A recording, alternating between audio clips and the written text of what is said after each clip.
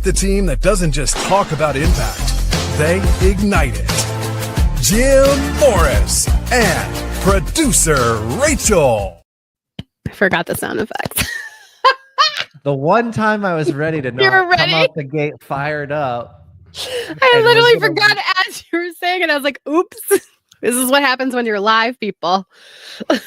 Well, that's I keep saying this on live. I'm like, this is the fun part. Like, even when I watch content of like I seen something with like Dan Martell, and he was like, that's not what I wanted to say. And then he like went back, and I was like, see, that makes it not feel like an AI influencer. 1,000%, because AI, we show our imperfections, and that's okay. Like, you're not listening to this for the show open and the clapping. So it's like I like get attached to the stupidest stuff. It's almost like because I can do it. Oh my god! But that this is what I want to talk about. It like fits perfectly into exactly what I want to talk to you about today, which is control is an illusion. And I what I had this whatever the good voice, whatever voice, the voice in alignment, literally whisper that to me the other day. Like control is an illusion, and then watched Wednesday a while ago, and then Wednesday on Netflix, yeah, and then her mother came out with a new one. That one, yeah, it was last a couple weeks ago, yeah. And Morticia says to her daughter, "Well, control is an illusion," and I was like, "Oh my god!" Number one, how synchronous, whatever. How in alignment is that? That was crazy. And then also to really understand what that means, because I think for so long in my life, I thought I was controlling a situation, right? Like we're going to push this head on. We're going to push because it has to happen this way because I'm controlling the situation in this way. And then it's like, no, when you really step back and you realize control is an illusion, you're not really in control of everything. You can't possibly be in control of everything. And nor do I want to be anymore. I feel like I hit that stride in my life where it's like, you know what? I'm just going to sit back and observe. Let's see. Show me, universe, what you got. Right? What are you putting into position for me now? Because I feel like I always look at the rubber band example when it comes to what's that? The control. It's like, if you're trying to control everything, you're just being stretched. And then when you let go of that control, it's like, right? The elastic just flails off and you spiral. And it's like, do you really want that? Because you're going to have to let go at some point. You can't always just be pulling the elastic back. There's a break in it. You got to let go at some point. And then that just people say oh, they use the rubber band elastic, it'll escalate you. I'm not saying it's going to escalate you in this example. I'm saying it's going to snap and throw you into a world that's just of chaos because you feel like you still need to control everything and you're not, right? That's the crazy part of it. So I totally know what you're talking about when it comes to this. But I didn't realize how much it was impacting my life until recently. I've started to I want to get off the ride. I want to get off the control ride. And then I want to sort of sit back and observe how things are being put into play, right? Because I think a lot of times when we're pushing and we're controlling a situation and it has to be this way, we're missing such beautiful things around us that are other opportunities. And that's especially with multiple businesses and working with people in Impact Effect Accelerator who have businesses.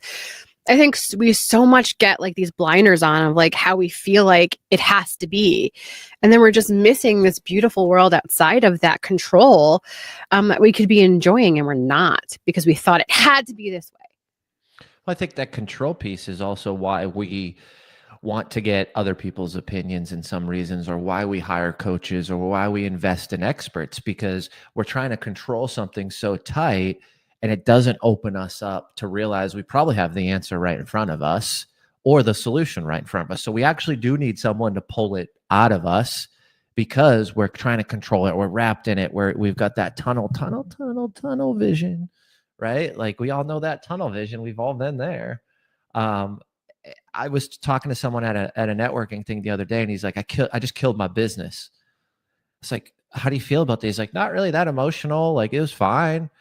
And my thought process on that was man, he just terminated something he's been working on, building, and he feels okay and fine about it. Like my first thought process was like, he probably didn't control his life. It probably didn't control him.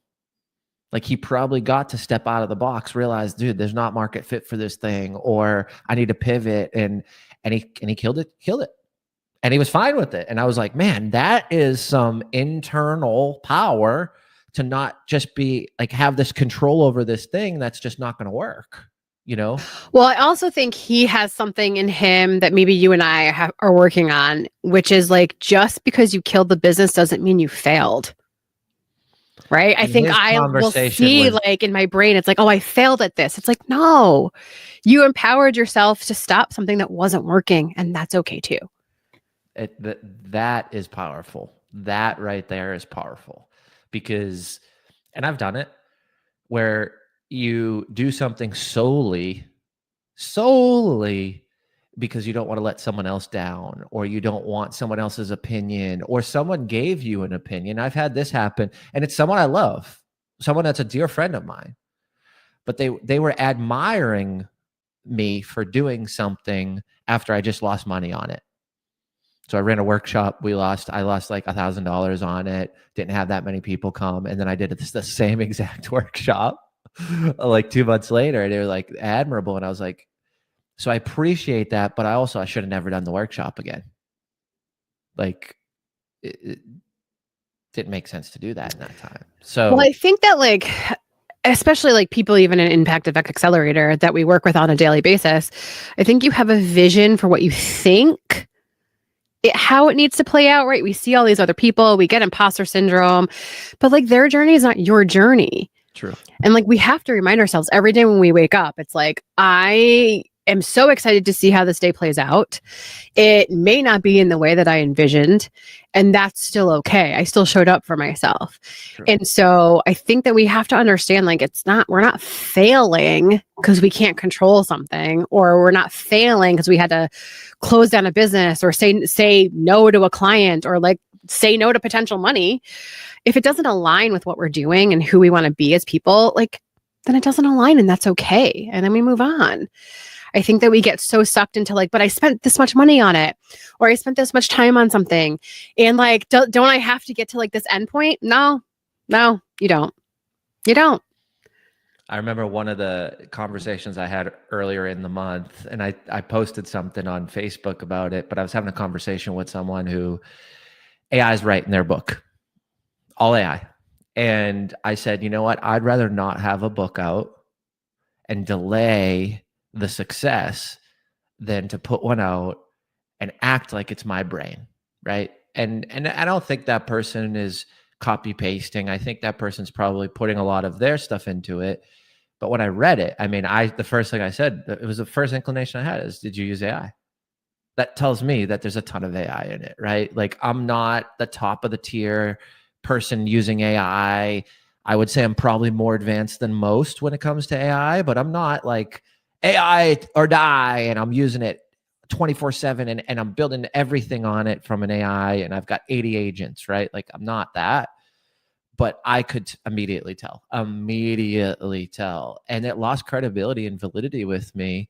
But so then I posted on, like, I don't know about you, but I would rather delayed success for doing the right thing.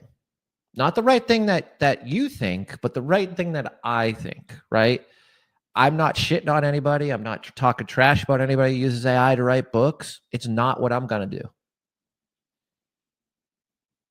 It's not what Jim's going to do. So I'd rather delay the process of being an author and that success, because I know what I have is going to be successful when I release it. It's I've been vetting it for 1.5 years. Well, and it's okay. And if not, then I won't have control, and I will move to the next thing. But it's okay to have control over that outcome, and it's okay to use it. Like, do whatever you feel is aligned with you. Just because Jim said that doesn't mean you don't have to do the thing. True. But again, it's right? Like, it's your opinion, and that's fine. I think that we are in this space where, again, we see how everybody else is creating success.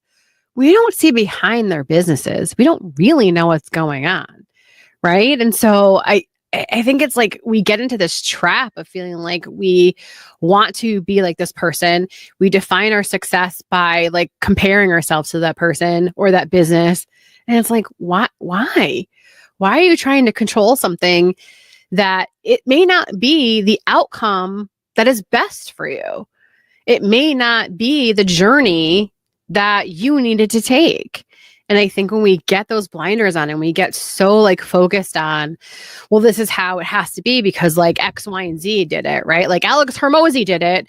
And he said, this is how we have to do things. It's like, no, you don't have to be. You don't have to do those things. Alex Hormozy wasn't Alex Hormozy before he was Alex Hormozy. He was somebody like, right? Totally. I'm not going to lock myself in a closet for 6 hours and work and not see sunlight. He is.